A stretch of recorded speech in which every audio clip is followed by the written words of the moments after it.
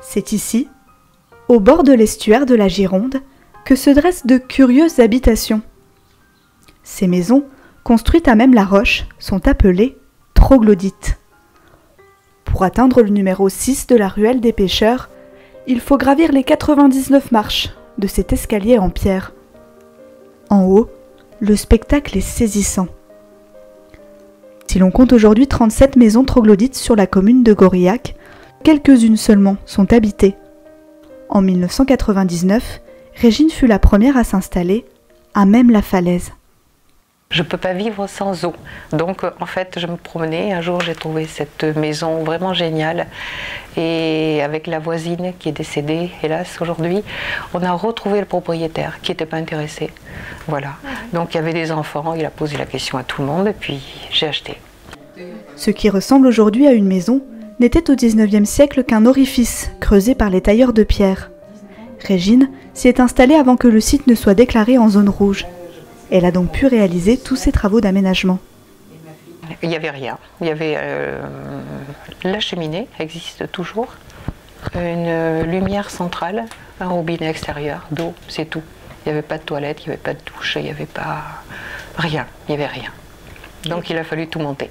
C'est pas évident de trouver aussi des ouvriers qui font les réparations, qui montent les pierres, qui montent les marches, qui montent le matériel.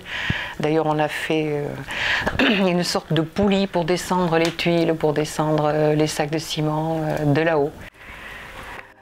Avant, vous voyez, on a été obligé de tout raser. Hein. C'était comme ça. C'est une galerie qui permet de relier deux troglodytes ensemble. C'était pas évident de trouver aussi, de savoir où j'allais atterrir parce que j'ai commencé à creuser de ce côté. Et on a essayé de mesurer extérieurement, mais on n'était pas sûr de tomber. Je voulais pas non plus tomber dans le placard. C'est pas facile. Contrairement à ce que l'on pourrait imaginer, la petite grotte n'est ni sombre, ni humide. La température de l'air y est constante. Il fait 15 degrés, quelle que soit la saison. Seul bémol, la pierre qui se délite fait beaucoup de poussière et nécessite un entretien régulier. En fait, il faudrait le faire presque tous les 2 ans. Un mélange de chaux aérienne hydraulique qu'on pulvérise avec un petit peu de couleur ocre parce que la chaux naturellement est grise. Voilà, donc gris, c'est pas trop du tout la couleur de la falaise. La couleur elle est plutôt ocre. Donc voilà. Et ça sert à quoi? C'est un petit mélange. C'est hydrofuge, bactéricide et ça évite à la pierre de se déliter. Et en fait, ça protège la pierre, ça lui permet aussi de respirer. Et c'est le clou du spectacle.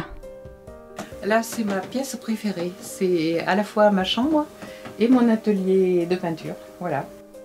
Un atelier avec un panorama époustouflant sur l'estuaire de la Gironde. Cette pièce a été construite de A à Z. Elle est comme suspendue à la falaise. C'est ici que Régine trouve son inspiration pour réaliser ses aquarelles. C'est vrai qu'il faut être un peu artiste pour vivre dans un tel endroit. Pour Régine, vivre dans une grotte semble donc être une évidence. Aujourd'hui, elle est propriétaire de 3 troglodytes sur la falaise. Et tant qu'elle arrivera à gravir les marches, elle ne redescendra pas. Elle a trouvé son havre de paix.